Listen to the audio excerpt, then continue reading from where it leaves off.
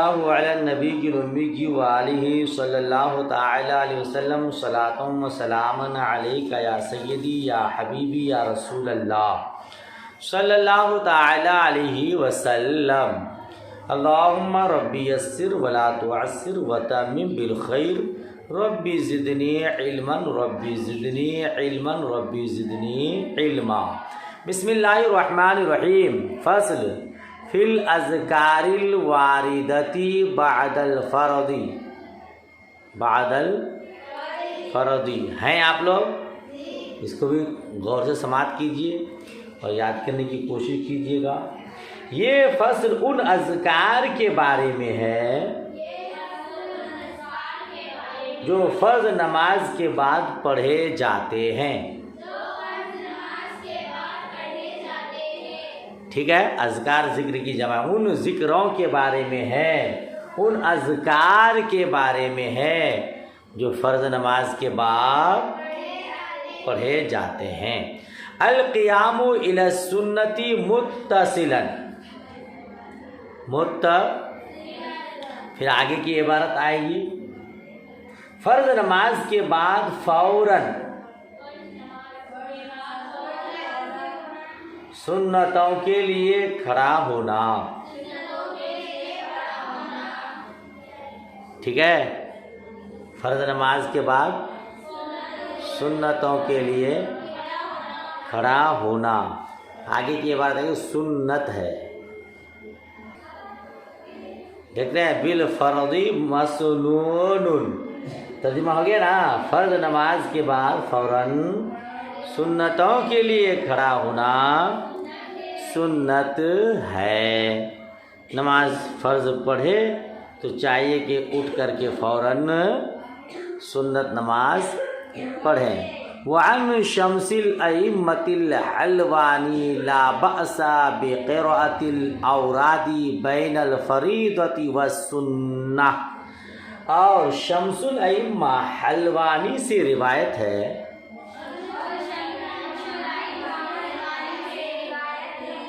فرض نماز اور سنتوں کے درمیان اوراد پڑھنے میں کوئی حرج نہیں ہے۔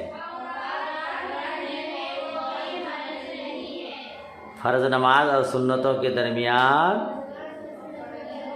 اوراد پڑھنے میں کوئی حرج، ابھی آپ نے پڑھا کہ فرض نماز کے بعد فوراً کھڑا ہو جائے سنت کے لیے، یہ سنت ہے، لیکن شمس الائمہ حلوانی نے کہا کوئی حرج نہیں۔ اب میں اپنی بات بتاؤں، فرض نماز کے بعد اگر تسبیح وغیرہ نہ پڑھوں تو بعد میں پھر موقع ہی نہیں ملتا ہے، کبھی تو بھول جاتا ہوں اور کبھی موقع نہیں رہتا ہے۔ آپ نے آیت الکرسی کی فضیلت پڑھی ہوگی، ابھی آپ پڑھنے والے ہیں۔ فرض نماز کے بعد آیت الکرسی پڑھنے والوں کی فضیلت یہ بتائی گئی ہے کہ موت، جنت اور اس کے درمیان موت کا فاصلہ ہے، یعنی مرا کی جنت گیا، تو یہ وظیفہ ہوا، بہتر ہے کہ کر لے، بعد میں پھر بھول جاتے ہیں یا پھر اپنے کام سے نکل جاتے ہیں۔ میں خود اپنا طریقہ بتاؤں کہ تسبیح فاطمی ہے، آیت الکرسی ہے، یہ نماز فرض کے بعد میں پڑھ لیتا ہوں، تو کوئی حرج۔ وَيُسْتَحَبُّ لِلْإِمَامِ بَعْدَ سَلَامِهِ أَنْ يَتَحَوَّلَ إِلَى يَسَارِ لِتَطَوُّعِ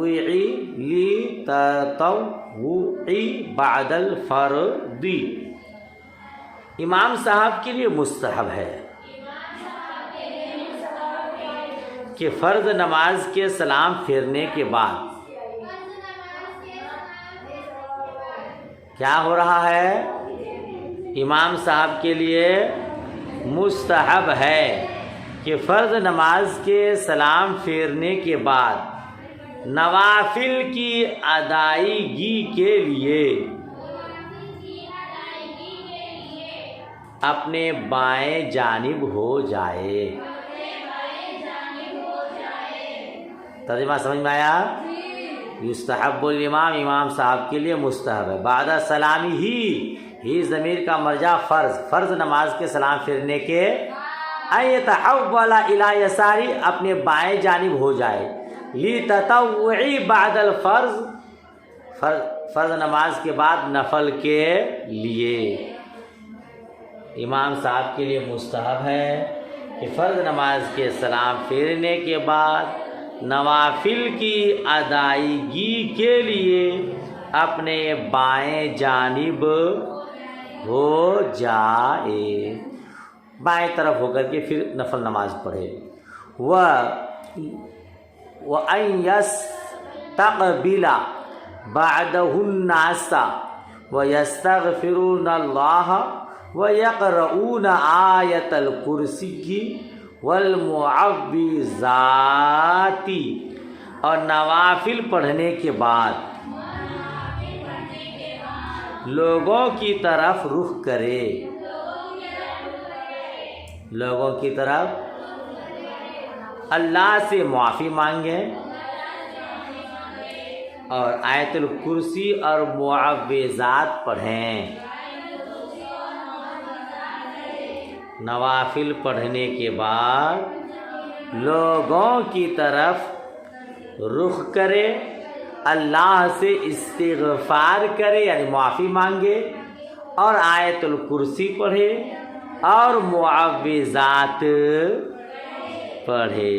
معوذات سے مراد 3 صورتیں ہیں، سورہ اخلاص، سورۃ الفلق، سورۃ الناس۔ آقا دو جہاں صلی اللہ علیہ وسلم کچھ اذکار نماز کے بعد پڑھتے تھے۔ سنیں آپ لوگ کیا کرتے تھے؟ آیت الکرسی پڑھتے تھے، معوذات پڑھتے تھے، لوگوں کی طرف رخ کر کے استغفار کرتے تھے۔ سنیے گا، جب امام صاحب کے سامنے کوئی نمازی نہ ہو تو ان کی طرف رخ کرے، ورنہ دائیں بائیں گھوم جائے اور پھر لوگوں کے لیے دعا کرے، خود کے لیے دعا کرے۔ وَيُسَبِّحُونَ اللَّهَ ثَلَاثًا وَثَلَاثِينَ وَيَحْمِدُونَهُ كَذَلِكَ وَيُكَبِّرُونَهُ كَذَلِكَ، اور 33 مرتبہ اللہ کی تسبیح کرے، یعنی سبحان اللہ سبحان اللہ، اور وَيَحْمِدُونَهُ كَذَلِكَ، اور اسی طرح تحمید کرے، یعنی 33 مرتبہ الحمدللہ پڑھے۔ وَيُكَبِّرُونَهُ كَذَلِكَ، اور اسی طرح تکبیر کرے، پڑھیں، یعنی اللہ اکبر۔ آپ نے بار بار سنا تسبیح فاطمی، وہ 100 مرتبہ ہے نا، تو یہاں ہے کہ تکبیر اسی طرح کہے۔ حالانکہ آپ نے سنا ہے احادیث کے ذریعے 33 مرتبہ سبحان اللہ، 33 مرتبہ الحمدللہ، 34 مرتبہ اللہ اکبر، تاکہ ایک تسبیح مکمل ہو جائے۔ اس کے بڑے فضائل ہیں، بڑی فضیلتیں ہیں ماشاءاللہ۔ آپ نے واقعہ سنا ہوگا، مولائے کائنات مولا علی رضی اللہ تعالی عنہ نے ایک مرتبہ اپنی زوجہ محترمہ حضرت فاطمہ زہرا رضی اللہ تعالی عنہا کا ہاتھ دیکھا، تو کیا دیکھا کہ ہاتھ پہ چھالے پڑ گئے ہیں، کیونکہ آپ خود ہی پانی نکالتی تھی کنواں سے، خود ہی آٹا گوندتی تھی، خود ہی گھر کا پورا کام کرتی تھی۔ تو حضور کی بارگاہ میں مال غنیمت کے طور پر کچھ لونڈیاں آئیں، باندیاں آئیں، تو مولا کائنات نے کہا کہ آپ حضور کی بارگاہ میں جائیں اور کہیں کہ ایک باندی ہمیں بھی عطا ہو جائے تاکہ وہ آپ کے ساتھ مل جل کر کام کریں۔ حضرت فاطمہ زہرا گئی شوہر کے حکم پر اور حضور کی بارگاہ میں جا کے عریضہ کری۔ اسی طرح سے حضور نے فرمایا کہ بیٹی، میں تم کو کوئی ایسی چیز نہ دے دوں جو دنیا کی تمام چیزوں سے بہتر ہو؟ حضرت فاطمہ زہرا نے کہا سبحان اللہ، بہت اچھی بات ابا حضور، دے دیجئے۔ تو حضور نے یہ تسبیح دیا، کہا کہ دن بھر کام کرو، رات کو اس کو پڑھ کر اپنے ہاتھوں پر دم کر کے جسم پر پھیر دو، دن بھر کی تھکاوٹ دور ہو جائے گی۔ اور اس کے دوسری بھی بہت فضائل ہیں ماشاءاللہ۔ تو اس موقع پر یہ تسبیح ملی تھی۔ ہر نماز کے بعد ہمیں بھی چاہیے کہ کہ اس تسبیح کو پڑھیں. صدق دل سے ایک مرتبہ سبحان اللہ کہنے والے کے لیے جنت میں درخت لگا دیا جاتا ہے نا. ثم یقولون لا الہ الا اللہ وحدہ لا شریک لہ لہ الملک ولہ الحمد وہو علی کل شیء قدیر. پھر کہیں اللہ کے سوا کوئی معبود نہیں، وہ تنہا ہے، اس کا کوئی شریک نہیں، اسی کے لیے ملک ہے، اسی کے لیے سب تعریفیں ہیں، اور وہ ہر ممکن چیز پر قادر. ترجمہ نہیں پڑھیں گے آپ، اسی کو پڑھیں گے. لا الہ الا اللہ وحدہ لا شریک لہ لہ الملک ولہ الحمد وہو علی کل شیء قدیر. ثم يدعون لانفسهم وللمسلمین رافعی ایدیہم ثم یمسحون بها وجوہہم فی آخرہ. پھر اپنے لیے اور تمام مسلمانوں کے لیے دعا کریں. کیسے دعا کرے؟ رافع ایدیہم، اپنے ہاتھوں کو بلند کر کے، اپنے ہاتھوں کو، پھر اس کو اپنے پھر آخر میں ان کو اپنے ہاتھوں پر مسح کر دیں، چہرے پر مسح کر دیں. پھر آخر میں ہاتھوں کو اپنے چہروں پر مل لیں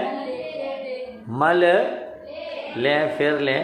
حدیث مبارکہ کا مفہوم ہے جو دعا مانگنے کے بعد اپنے ہاتھوں کو چہرے پر مل لیتے ہیں ان کا چہرہ نورانی ہو جاتا ہے، ان کے چہرے سے نور کی کرنیں پھوٹتی ہیں ماشاءاللہ.